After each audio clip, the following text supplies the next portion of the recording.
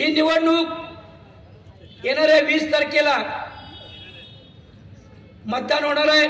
त्याच्या प्रचार शुभारंभाची ही मीटिंग, हा मेळावा, हा ऐतिहासिक मेळावा, या 1857च्या बंडाचा हा स्तंभ, त्या शहीदांच्या आठवणीचा स्तंभ आणि याच्या साक्षीनं आणि या बाजूला आई महालक्ष्मीचा वर्धस्त, इकडे आराध्य दैवत आणि कोल्हापूरचा ऐतिहासिक चौक, यामध्ये या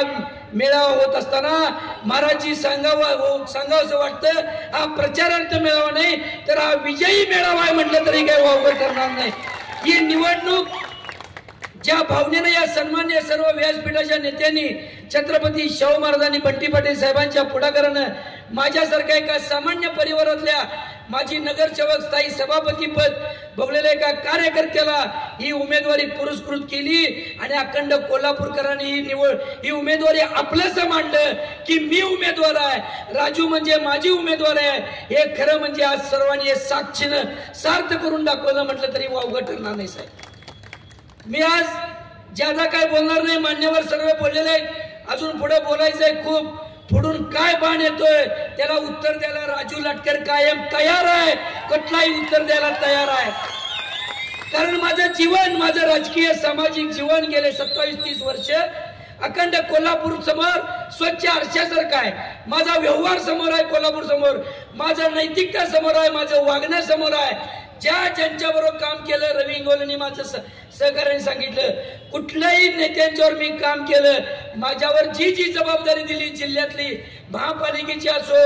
आमदारकीची असो, खासदारकीची असो, विविध सहकारी संस्थांची असो, जिल्हा परिषद असो, नगरपालिका असो, ती जबाबदारी तुमच्यासारख्या प्रामाणिक लोकांना घेऊन मी कायमपणे चांगल्या पद्धतीने पार पाडली आणि गोरगरिबांची सेवा प्रामाणिकपणे केलं, रक्त आटवून केलं तर आई महालक्ष्मी आणि सर्वांचा गोरगरिबाचा आशीर्वाद काय असतो ही माझी उमेदवारी आहे। माझ्या घरात कोण खासदार, आमदार, माझी प्रॉपर्टी,